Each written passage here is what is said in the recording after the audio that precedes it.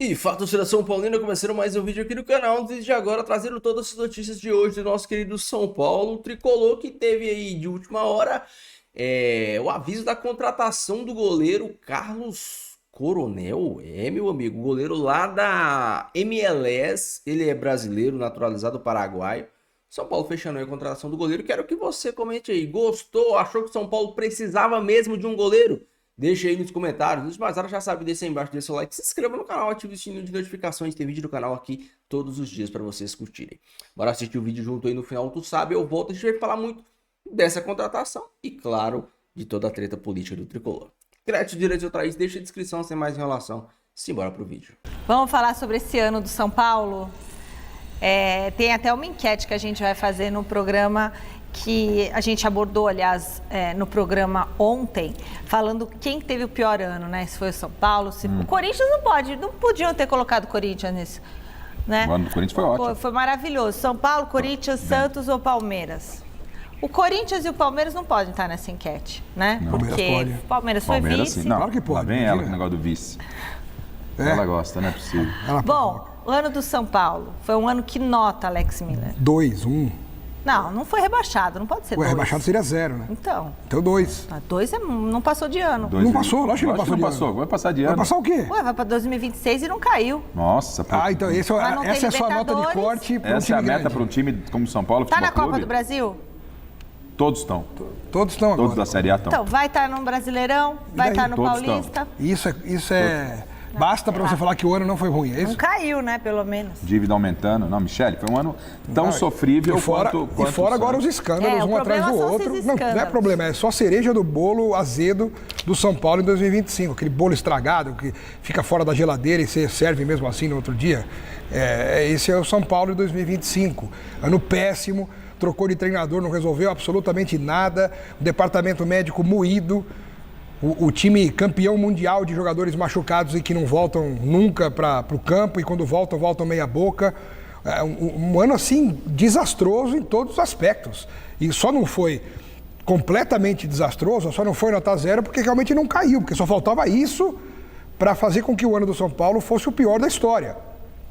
Não chegou a nenhuma final, não se classificou para Libertadores da América. Um time que fala que tem o DNA da Libertadores e não se classifica, nem se classifica ainda no momento em que até 7 times pelo Campeonato Brasileiro poderiam chegar e ele não chega. Então, minha gente, não dá para falar nada de positivo do São Paulo esse ano. Nada, absolutamente nada.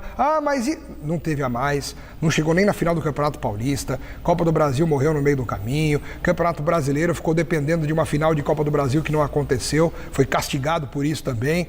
Ou seja, trocou de técnico, saiu o Zubeldia, entrou o Crespo, mudou o quê? São Paulo ganhou o quê? Não ganhou nada. O Zubeldia foi lá no Fluminense e chegou até a final da Copa do Brasil e se classificou para Libertadores. Então o problema era o técnico? Me parece que não. E aí tem a coroação final com os sucessivos casos de corrupção, de escândalo na atual diretoria. Então, minha gente, o São Paulo é um ano para se esquecer. Denúncia, né? Uma denúncia está se investigando, o Ministério Público também agora sim. entrando. É aquela história, né? Onde há fumaça, há fogo, mas a gente tem que apurar. Foi áudios que a gente ouviu, né? A justiça está aí, obviamente, apurando isso e isso tem um reflexo, inclusive, na próxima temporada do São Sim. Paulo, não tenha nenhuma dúvida. O Crespo deve estar meio assustado com o que ele tem ouvido no noticiário, do que está saindo por aí, porque o Crespo ele foi muito transparente durante esse ano ruim do São Paulo, pontuando as situações, quando ele confirmou que ficaria para a próxima temporada, ele começou a pontuar as situações que devem mudar. Você acha que isso pode influenciar, se ele vai ficar ou não? Eu acho que ele deve ter se assustado, pelo menos se assustado, porque ele está querendo fazer um trabalho sério, pelo que demonstrou, até mesmo dentro das limitações do São Paulo. Mas, por exemplo, o departamento médico, o Crespo parece que não está satisfeito, aí muita gente já quer colocar a responsabilidade na parte do departamento físico, então tem muita coisa que precisa ser mudada no São Paulo. Em termos de ano, foi ano sofrível. Estamos falando de camisas gigantes, mas lamentavelmente, isso aí não é um ponto fora da curva. Tem sido assim, né? São Paulo, Santos, próprio Corinthians. O Corinthians foi ponto fora da curva esse ano. Então, os 3 grandes aqui de São Paulo realmente vivendo um momento muito difícil e o Corinthians, com seu gigantismo, conquistou, e daqui a pouco a gente vai falar do Corinthians, conquistou um ano muito bom. conquista da Copa do Brasil, conquista do Campeonato Paulista, Apesar de tudo. mas fora de campo, coisa tá feia, e no São Paulo não é diferente. Bom, o São Paulo foi comandado por 2 treinadores efetivos nessa temporada, além do Maxi Cubeiras ter ficado no banco quando o Luiz Zubeldia cumpria a suspensão. Então vamos lá, dar uma olhadinha. O Zubeldia fez 29 jogos, 59% de aproveitamento. Já o Cubeiras dirigiu em 5 partidas. Quem fechou a temporada foi o Hernan Crespo, com 32 duelos, sendo 13 vitórias, 5 empates, 14 derrotas, aproveitamento de 45,8%. Menor que o do Zubeldia, né? Menor. Foi o que o Alex disse. Foi o que o Alex disse. E sem querer colocar a culpa no Crespo, né? Mas Não. assim, o trabalho em termos de pontuação do Zubeldia E não é uma com esse diferença elenco foi maior. pequena. É muito grande. Quase 60% de aproveitamento do Zubeldia contra 45% Abaixo da do média. Crespo. 15% a menos o aproveitamento. O Crespo perdeu mais jogos do que ganhou. Pode olhar lá. Foram mais derrotas do que vitórias do Hernan Crespo como técnico do São Paulo. Então, assim, não era a questão treinador o negócio. Né? Bom, foram 9 reforços do São Paulo em 2025. Vou colocar aqui na tela para você aí de casa relembrar junto com a gente. Oscar, Enzo Dias, Cédric, Wendel, Dineno, Tapia, Rafael Tolói, Mailton e Rigoni. Como que vocês avaliam esses nomes? Quem deixou a desejar? Quem foi bem? Quem que vocês não teriam chamado? Quem convenceu? Quem foi o destaque? Tem algum ali? Acho que o Rigoni nessa lista representa o quanto a lista ela é comprometedora, de baixo nível, com respeito aos profissionais que lá estão. Baixo nível no sentido daquilo que entregaram. O Oscar a gente sabe da qualidade, mas se lesionou, não... Tá bom, você pode tirar o Oscar, que acabou inclusive encerrando a carreira. Enzo Dias, o Cedric teve alguns bons momentos, o Wendel razoável, o Rafael Tolói também se contundiu, o Tapia um pouquinho, o Dineno. São reforços que não arrancaram e não arrancam suspiros de nenhum torcedor. Não deram certo. Nenhum deles, você pode falar assim, esse chegou e resolveu. Nenhum supriu a carência do São Paulo, nenhum. Nas laterais, você pode até falar que tudo bem, quebrar um galho, mas quebrar o galho não significa que chegaram para arrancar suspiros do torcedor, né?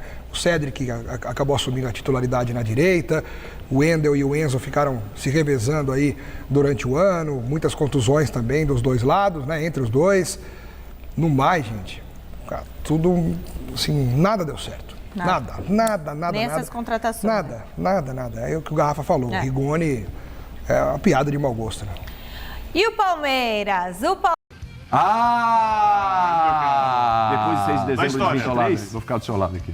Eu vou até puxar a cadeira. Depois de 6 de dezembro até 6 de dezembro? Hoje, se o futebol brasileiro acabasse hoje, qual é o eu vou passar a bola para o Vitor Birner e estou preparado para o discurso. Espera aí, eu quero acompanhar. Vamos lá. Ó, eu tô falando, vou acompanhar de camarote, mas não é nenhuma alusão ao São Paulo, não é nenhum trocadilho. Camarote aqui, tá tudo certo. Vamos lá, atenção. Acompanhar de camarote aqui. Já respondi, você me perguntou. Ele falou que eu sou o único que tem uma caneca sem nome, né? Ou seja, que não tem uma caneca. Mas é uma crise. Qual é a sua? A sua qual é? Deixa eu ver. É o carecão da SP. A sua é? Deixa eu ver seu nome. Mostra pras pessoas.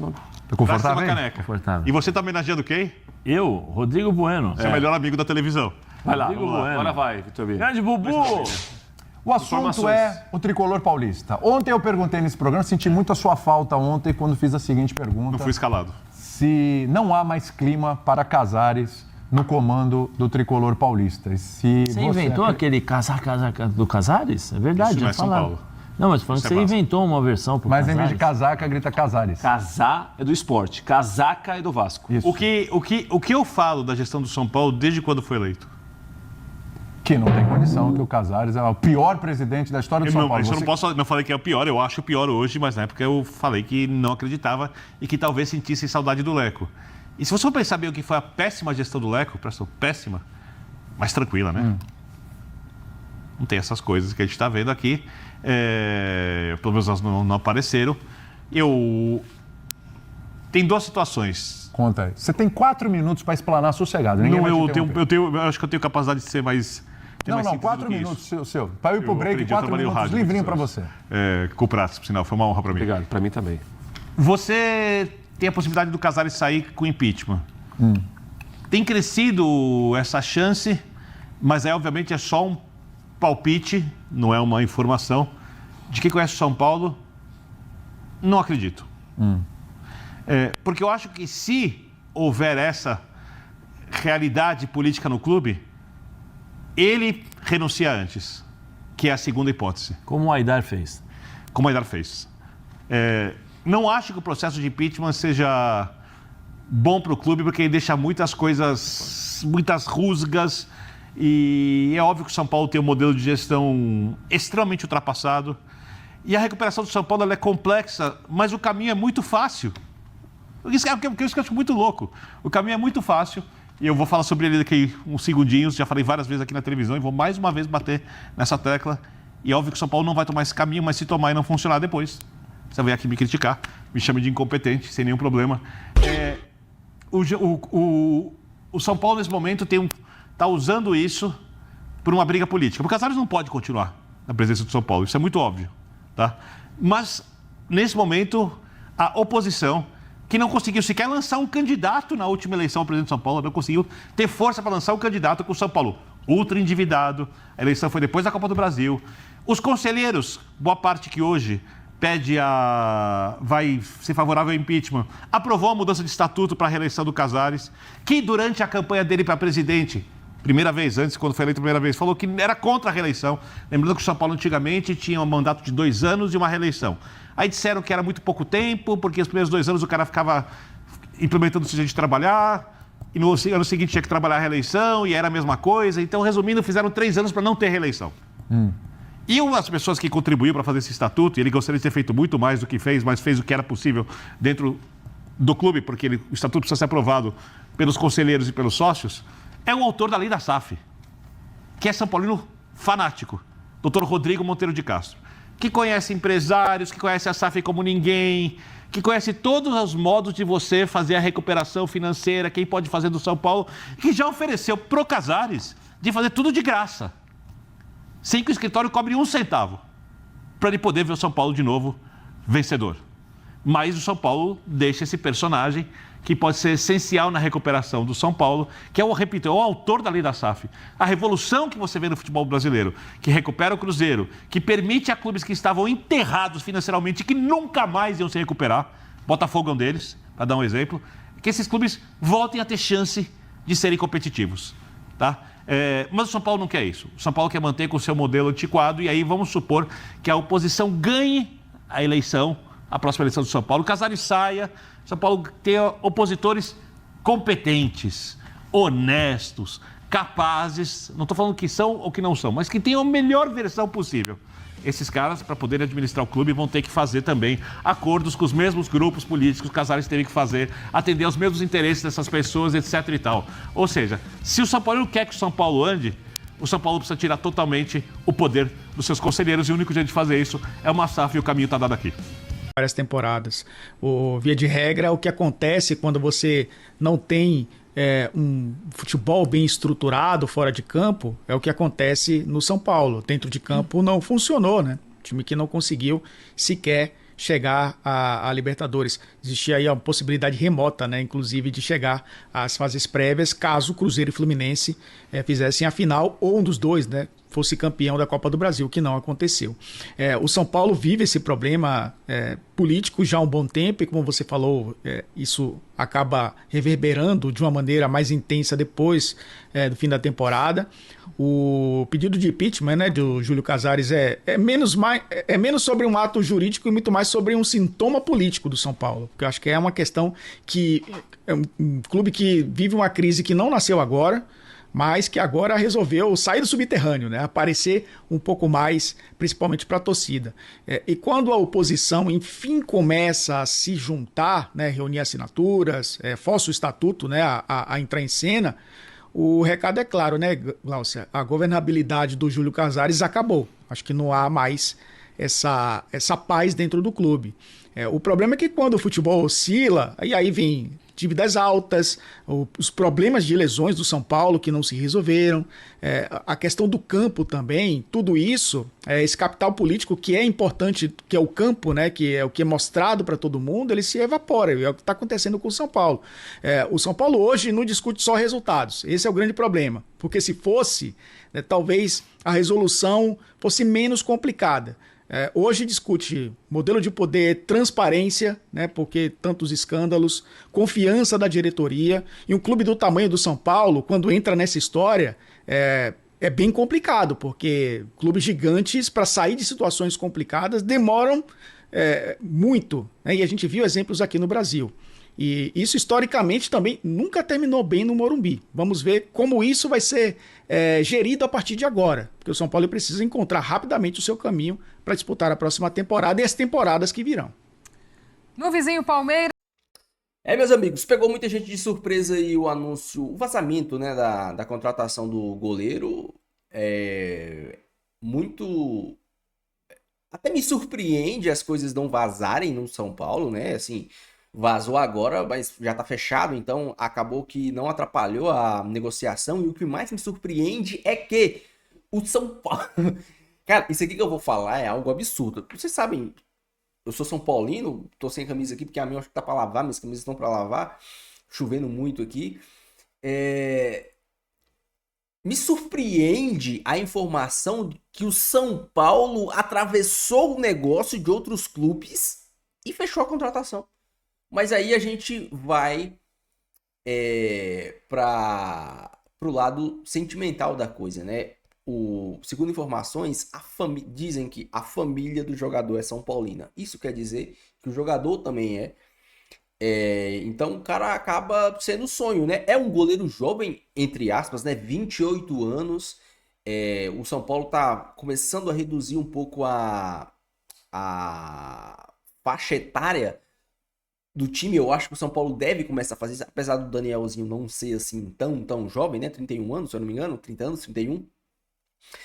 Esse goleiro já tem 28 anos, não é jovem demais e também não é velho demais, tá numa idade interessante. Vem da MLS, aí vocês podem falar assim, pô, mas o cara jogava na MLS. Gente, o Facundo Torres estava na MLS. O Luiz Araújo, quando veio, estava na MLS. O Alan Franco estava na MLS. E tantos outros jogadores que estavam atuando na Liga Norte-Americana. A Liga Norte-Americana evoluiu muito o seu nível técnico. Competitivamente comparado ao Brasileirão? Não, eu ainda acho que não, mas tem bons nomes lá. Tem bons nomes, tem posições específicas, tem bons nomes lá, ainda mais porque não é um jogador norte-americano, é um jogador que estava atuando lá, e a gente sabe que os caras vão para lá ganhar dinheiro para terem independência financeira. Eu até disse aqui em um dos vídeos passados que para mim o São Paulo também precisava reforçar no gol, porque você tem um Rafael e não tem um goleiro reserva para ele, e acho que o Carlos pode até chegar para fazer sombra ao Rafael mesmo, disputarem a posição. O Rafael, para mim, e aqui eu vou deixar uma opinião minha, se você concorda ou não concorda, tudo bem. O São Paulo, depois da era Rogério Ceni, por muito tempo, teve goleiros em que se tomava gol e a gente falava, pô, velho, dava pra pegar. Pô, será que se ele... Sabe, por muito tempo... A gente teve goleiros ruins, Sidão, Denis e lá vai pedrada. Mas nós tivemos goleiros que a gente... nós, por exemplo, o Volpi, tinha gols que a gente contestava. Pô, será que dava? Dava pra pegar? Será que... O Rafael, ele é um goleiro que dificilmente toma gols contestáveis. Eu acho que essa foi a evolução do São Paulo. Para mim, o Rafael não é um goleiro esplêndido, não é um goleiro milagreiro, apesar de ter feito alguns milagres em alguns jogos, mas não é algo recorrente. Não é um goleiro espetacular, não é um goleiro 100% confiável. Eu acho que a saída de bola dele é falha, ele é muito inseguro na saída de bola. Mas o Rafael... Dificilmente a gente toma gol, o São Paulo toma gol, e a gente coloca a culpa no goleiro. A gente fala assim, pô, dava pra pegar. Pô, se o Rafael sai, pô, se o Rafael faz isso, pô, se o Rafael... Dificilmente a gente contesta os gols que o Rafael toma. A maioria das vezes os caras tá cara a cara, sai cara a cara, é uma jogada que não tem o que o goleiro fazer, sabe? Então, isso pra mim já foi uma grande evolução. Mas, obviamente, o São Paulo, um bom time, precisa de um goleiro que, além de não tomar gols bobos... que pra mim esse tipo de gol é tomar gol bobo. Além de não tomar gol bobo, faça defesa difícil. Tem que fazer defesas difíceis. Tem que ser um goleiro que, além de não tomar gols bobos, não toma gols difíceis. Pô, aquela bola que o cara saiu cara a cara, ele pegou. Ele pegou. A bola foi na gaveta, ele buscou. A bola bateu, desviou em um e outro, ele vai lá e pega. O Rafael, sim, tá vivendo um bom momento.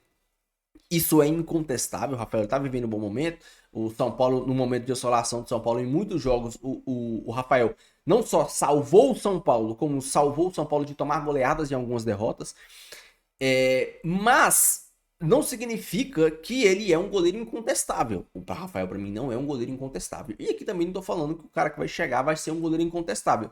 Eu só acho que ele precisava de uma sombra sim. Serve até para subir o nível do Rafael. O Rafael não é um goleiro que toma gols bobos, mas para mim o São Paulo precisa de um goleiro que, além de não tomar gols bobos, seja um cara que pegue bolas difíceis. Que o atacante chegue na cara do gol e tenha medo. Ninguém tem medo do Rafael. Ninguém tem medo do Rafael. Sair cara a cara com um goleiro ou o cara, não, vou ter que tirar essa bola aqui porque senão o Rafael busca. Não, ninguém pensa isso. O Rafael faz boas defesas, sim. Não é um goleiro que toma gols bobos. Mas um grande time, um time como o São Paulo, precisa mais do que só isso. E aqui eu não tô criticando o Rafael. Só quero deixar bem claro. Para mim, o Rafael é um bom goleiro que faz bem o seu trabalho. Agora, com a chegada desse novo goleiro, pode subir o nível do Rafael ou a gente pode ver já um possível substituto para o Rafael. O Rafael disse que eu quero encerrar a carreira do São Paulo. Teve até uma entrevista, se não me engano, na renovação dele. Quero encerrar a carreira aqui no São Paulo. A gente pode estar vendo até um possível substituto para o futuro do Rafael. É um goleiro que, quando o Rafael se machuque, quando o Rafael esteja suspenso, entre bem. Alguns lances que eu vi dele, lógico, até o Douglas tinha bons lances. Mas alguns lances que eu vi dele, é um goleiro me aparenta ser mais alto que o Rafael. E um bom goleiro, um goleiro com cara de mal, um goleiro com cara de bravo, um goleiro com cara de maluco. E aparenta ser um bom goleiro. Vamos ver no ano que vem, nós vamos ver exatamente como ele vai se sair. Para mim, uma boa contratação, posições que o São Paulo precisa. O São Paulo precisava de um volante, ainda para mim precisa de mais um meia. O São Paulo precisa de um meia.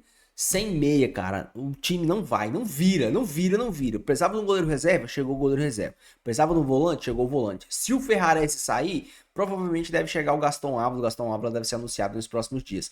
E aí o São Paulo precisa de um meia, precisa de um organizador, de um 10, de um outro 8, de um outro Marcos Antônio. O São Paulo precisa de um cara para jogar à frente da linha de volante que saiba fazer essa função. Não é o Luciano. Pode ser o Lucas, mas o Lucas também não é um meia armador, ainda mais voltando de lesão. Pra mim, o Lucas pode ser até um segundo atacante, jogar Caleri e o Lucas, ou André Silva e Lucas, ou sei lá, vai jogar com dois extremos abertos, coloca o Lucas em uma das pontas, vai ter que voltar pra recompor, é a vida. O Lucas jogou centralizado com o Dorival? Sim, jogou centralizado com o Dorival. Pode jogar com o Crespo? Pode jogar com o Crespo, mas o São Paulo precisa de um meio, o São Paulo precisa de um cara que organize, o São Paulo precisa de um cara que cria jogo. O São Paulo precisa disso. Deixa aí a sua opinião, dê o seu comentário. Não esqueça de deixar o seu like, se inscrever no canal se você não for inscrito. Fiquem todos com Deus, até o próximo vídeo e valeu!